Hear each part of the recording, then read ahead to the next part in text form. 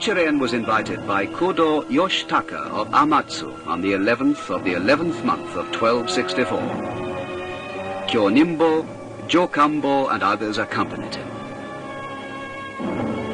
Tojo Kagenobu and his men were hiding in ambush at Komatsubara. Nichiren's party came to Komatsubara.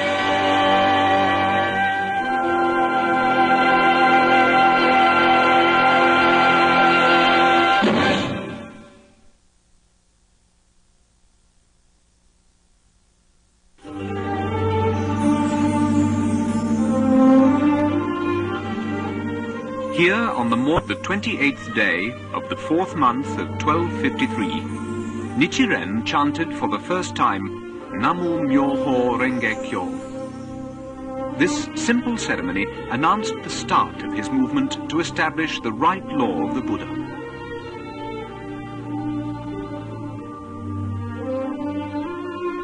Nichiren went to Kamakura and stayed at Matsuba Gayatsu.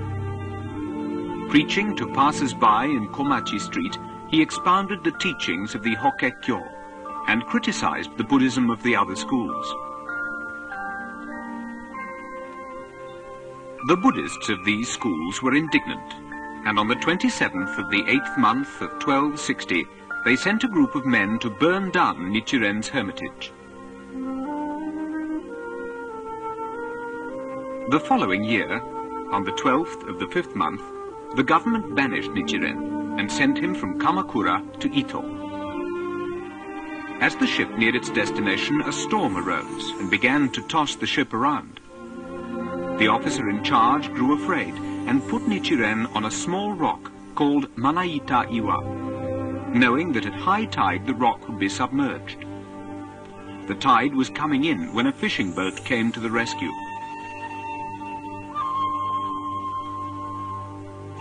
Nichiren's exile was based on false charges, made on the evidence of slanderers who wished him only ill.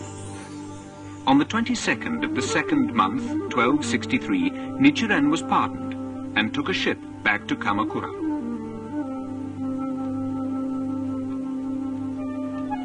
"11 years after leaving, Nichiren returned to his hometown, Kominato, in 1264. His homecoming caused great excitement. Nichiren's mother, however, was in a coma, the result of a serious illness. He prayed for her recovery, and she became well enough to live for another 4 years. People heard that Nichiren's prayers had been answered, and many gathered to listen to him.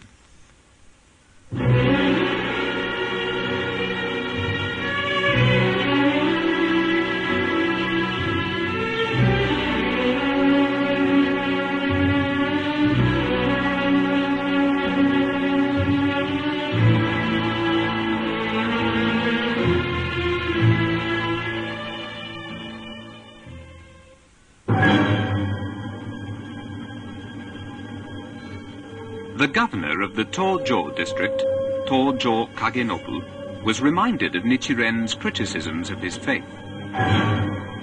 11 years before, he had tried to kill Nichiren when he had first preached at the Seichoji Temple.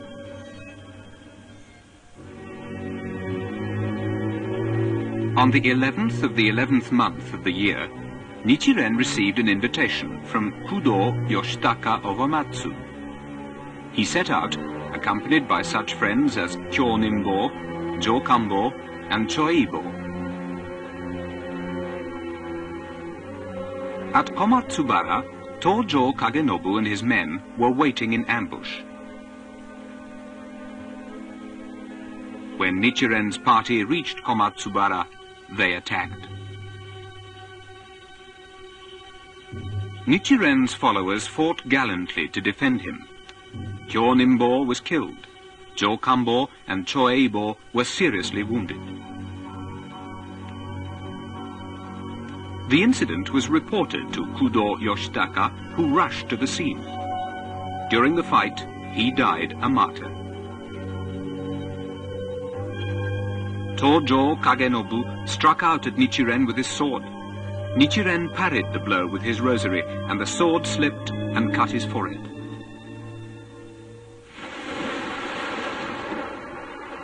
For the next several years, Nichiren travelled all over the provinces of Shimousa, Hitachi, Kozuke, Shimotsuke, and Kazusa. Wherever he went, he took the teachings of the Hokkekyo to the people. Early in 1268, a delegation from Mongolia arrived at Dazaifu, Kyushu. Their purpose was to subjugate Japan.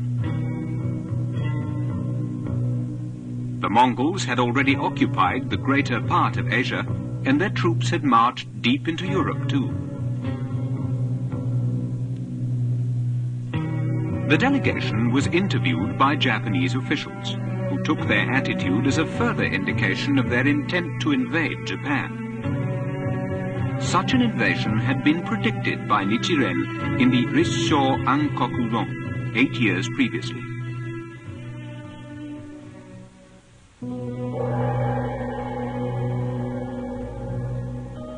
On the 11th of the 10th month of that year, Nichiren wrote to the Shikken Hojo Tokimune. He said that the only way to defend Japan was to observe the true teachings of the Buddha, and he suggested that representatives of all the schools in Kamakura should be called to a public debate where the true teachings could be established. The same day, he wrote to Ryokan, the chief priest of the Gokurakuji Temple, and to other Buddhist leaders in Kamakura, inviting them to a debate. However, Ryokan and the other priests met to debate something else, how they might persecute Nichiren.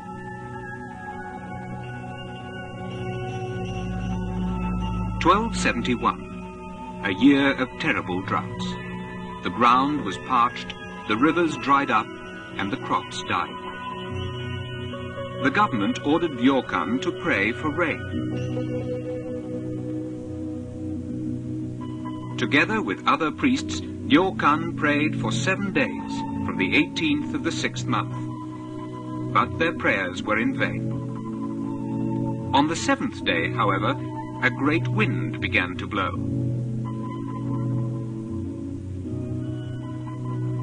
As the wind rose, Nichiren stood on the bank of the Tanabegaike pond, close to the Shichirigahama beach. He chanted the Hokkekyo and the sacred title. Soon the wind died down, and the rain began to fall.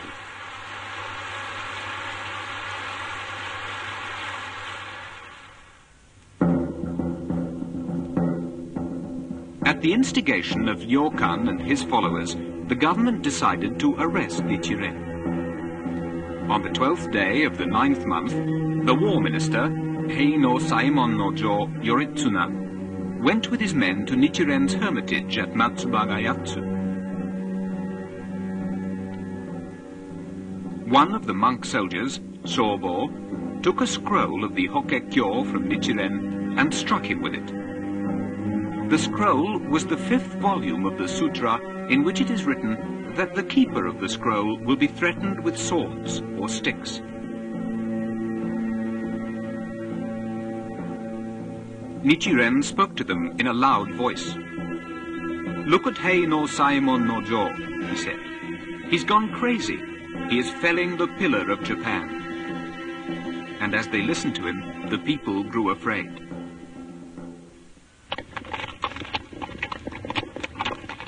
Still, Nichiren was taken on horseback to the place of execution, Tatsunokuchi. They passed the Hachimangu shrine, and Nichiren dismounted. Facing the shrine, he said, "I am the greatest practitioner of the Hokkekyo in Japan. I am about to be beheaded because I have tried to save the people." "Hachiman Daibosatsu," he called, "why do you not protect me?" Now, Hachiman was the guardian deity of Minamoto, the founder of the Kamakura government. The god was worshipped by Buddhists.